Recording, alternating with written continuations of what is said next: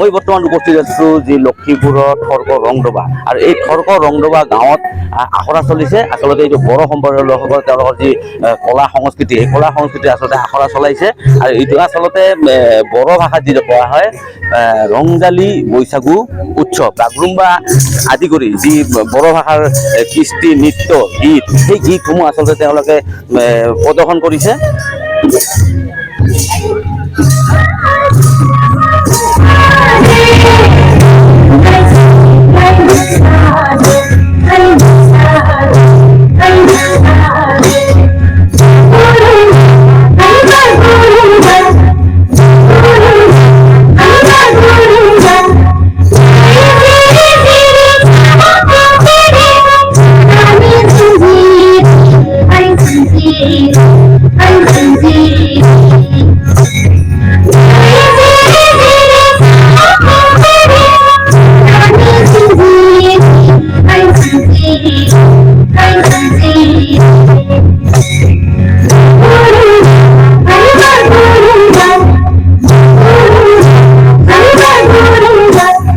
মেঘালয়ৰ যি পশ্চিম গাৰো পাহাৰ বড়ো সমাজ আৰু লক্ষীপুৰৰ যি বড়ো সমাজ, এই একক প্ৰচেষ্টাৰ আচলতে এনেধৰণৰ অনুশীলন চলি আছে।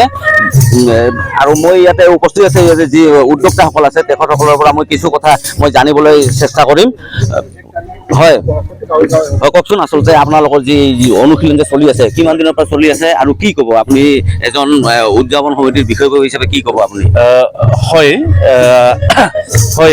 আমাৰ বহাগৰ বতৰত এনেকুৱা প্ৰতি বছৰে লক্ষীপুৰ আৰু টিকিকিলা অৰ্থাৎ পশ্চিম গাৰো পাহাৰ আৰু পশ্চিম গোৱালপাৰা অঞ্চলৰ যিবিলাক বড়োসকলে একেলগে কেন্দ্ৰীয়ভাৱে প্ৰতি বছৰে ৰংজালী বৈশাগু উদযাপন কৰি আহিছে আৰু এইবেলি আমাৰ থৰ্ক ৰংদবা গাঁৱতে উদযাপন হ'ব দুদিনীয়া কাৰ্যসূচীৰে 11 আৰু 12 তাৰিখে। আৰু ইয়াতে বিভিন্ন ধৰণৰ কাৰ্যসূচী লোৱা হৈছে। দুদিনীয়া প্ৰথম দিনাখন লিটাৰী তেনেকুৱা কাৰ্যসূচী, খেল ধেমালি হ'ব। তাৰপিছত দ্বিতীয় দিনাখন 26 তাৰিখে অৰ্থাৎ 12 বহাগত আমাৰ বড়ো ছিংগাৰ, বড়ো তাৰমানে জনপ্ৰিয় কণ্ঠশিল্পী আহিব। আৰু লগতে আমি ইয়াৰ জৰিয়তে অসমবাসীক আমি শুভেচ্ছা জ্ঞাপন কৰিছোঁ আৰু এই বহাগৰ বতৰ সকলো সুখ শান্তি সমৃদ্ধি ঘূৰাই আহক। আৰু লগতে যিটো আমাৰ পৰম্পৰাগত এই উদযাপন সফল ৰূপায়ণ হওক। আৰু ইয়াৰে আখৰা আমি আজি বাগৰুম্বা নৃত্যৰে আখৰা আৰম্ভ হৈছে আৰু ইয়াত বৰ্ণাঢ্য কাৰ্যসূচী খুব ফূৰ্তি হ'ব। আমি আশা কৰিছোঁ ইয়াতে এই অঞ্চলৰ সমূহ ৰাইজক আমাৰ এই কাৰ্যসূচীত অংশগ্ৰহণ কৰাৰ কাৰণে আমি আবেদন কৰিছোঁ। হয়, আচলতে নিশ্চয়কৈ শুনিলে যে আচলতে বহাগৰ যি 11-12, এই 11-12 দুদিনীয়া কাৰ্যসূচী আচলতে তেওঁলোকৰ বৈশাগু উৎসৱ পালন কৰিব। আৰু ইয়াতে আৰু এজন আছে, উদ্যোক্তা আছে, তেখেতৰ পৰা মই কিছু কথা জানিবলৈ চেষ্টা কৰিম। হয় দাদা, কওকচোন, আচলতে আপোনালোকৰ এই যি আখৰাটো অনুশীলনটো কিমান দিনৰ পৰা চলি আছে আৰু আজি কি পৰিসমাপ্তি হ'ব নেকি? হয়, মই আচলতে সেই বিহু কমিটি, আমাৰ লক্ষীপুৰ টিকিলা হালামাৰী ৰংজালী বৈশাগু বুলি কয়, সেইটো সমিতিৰ মই মানে কেন্দ্ৰীয় সমিতিৰ মই সম্পাদক হয়।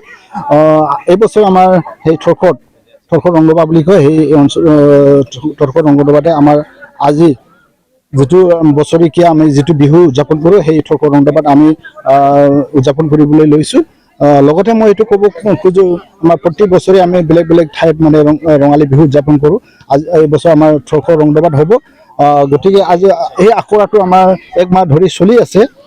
লগতে আমি যিবিলাক আনুষ্ঠানিক দুদিনীয়া কাৰ্যসূচী আমি পালন কৰিবলৈ লৈছোঁ আৰু বেলেগ কাৰ্যসূচী আছে আমাৰ বিহু উদযাপনৰ লগতে আমাৰ খেল ধেমালি হ'ব, লিটাৰেৰী মানে সাহিত্যিক যিটো কিবা আছে সেইটো ল'ৰা ছোৱালীৰ কাৰণেও সেইটো ৰখা হৈছে। আৰু বাকী আমাৰ যিটো কি আছে মানে কি বুলি কয় কৃষ্টি ৰাখিবৰ কাৰণে আমি সেইটো কাৰ্যসূচী ৰাখিছোঁ। আৰু হয়, আচলতে যি বৈশাগু উৎসৱ, এই বৈশাগু উৎসৱৰ আজি যি অনুশীলন চলি আছে, এই অনুশীলনৰ পৰিসমাপ্তি হ'ব।